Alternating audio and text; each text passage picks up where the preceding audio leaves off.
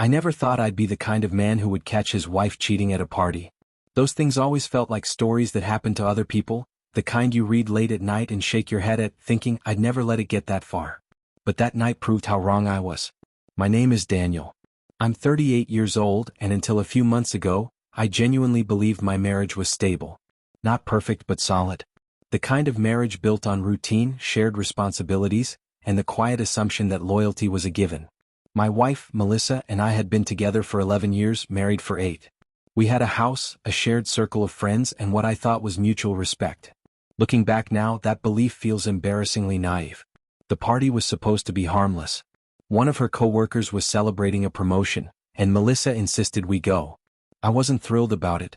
Loud music, forced small talk, people pretending their lives were more exciting than they really were.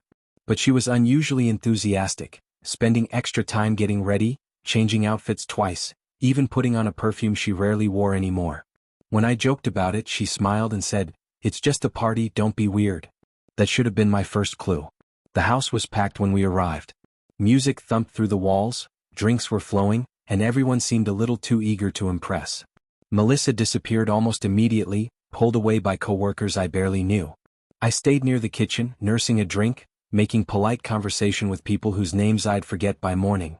Every now and then I scanned the room for her just to check in. Each time it took longer to spot her. At one point, I noticed her laughing near the back patio, her body angled toward a man I didn't recognize. He was tall, confident, the kind of guy who took up space without asking permission. They were standing close. Too close. I told myself not to overthink it. Melissa was friendly. Always had been. But there was something about the way she touched his arm when she laughed, the way she leaned in as he spoke, that made my stomach tighten. I walked closer, pretending I needed another drink. As I passed by, I heard him say her name in a way that felt intimate. Not casual. Not professional. She smiled at him, a smile I hadn't seen directed at me in a long time. When she noticed me, her expression flickered for just a second. Not guilt exactly. More like annoyance. "This is Ethan," she said quickly, placing a hand on his chest as if to claim him. "We work together." Ethan extended his hand. His grip was firm, his smile knowing. "Your wife talks about you," he said. That line hit harder than it should have. Talks about you. Not talks about how much she loves you. Just talks. The rest of the night felt off. Melissa kept finding excuses to drift away, always somehow ending up near Ethan. When I asked if everything was okay, she snapped that I was being controlling and paranoid.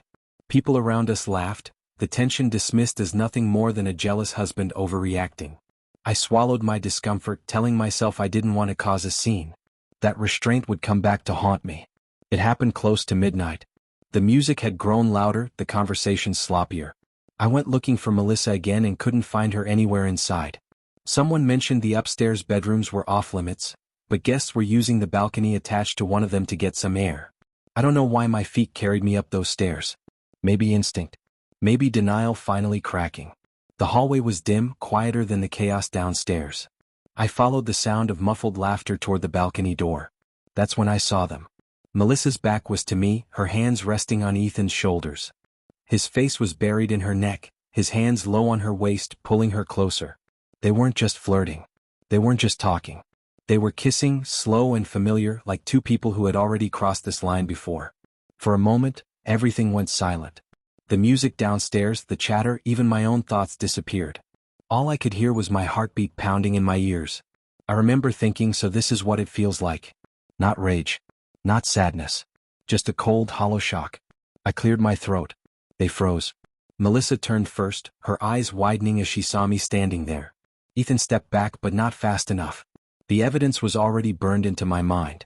"Daniel," she said, as if I'd just walked in on something mildly inconvenient. "This isn't what it looks like." That line. The most predictable lie in the world. I looked at her, really looked at her, and realized something had shifted. The woman in front of me wasn't embarrassed. She was irritated. Caught, not remorseful. "What exactly does it look like, Melissa?" I asked quietly. She sighed, running a hand through her hair. "You're overreacting. We had too much to drink. It was stupid." Ethan stood there awkwardly, hands raised slightly, like this was none of his responsibility. "Man, I didn't know she was." "Don't," Melissa snapped at him, then turned back to me. "This is between us." People had started to gather in the hallway, drawn by the tension. Whispers spread quickly. Faces peeked around corners. The party downstairs began to feel very far away. I felt something inside me harden. Not anger. Resolution. Go ahead, I said, stepping aside. Explain it to everyone. Her eyes flashed with anger. You're really going to embarrass me like this? The irony almost made me laugh. She pushed past me, storming down the stairs. I followed, my mind strangely calm, like I'd already accepted that the night was going to end badly. When we reached the living room, the music cut off abruptly. Someone had noticed. All eyes were on us. Melissa spun around, her face flushed. He's accusing me of cheating, she announced loudly, as if daring me to contradict her. I didn't raise my voice. I didn't insult her. I just said, I saw you. That's when the chaos truly began.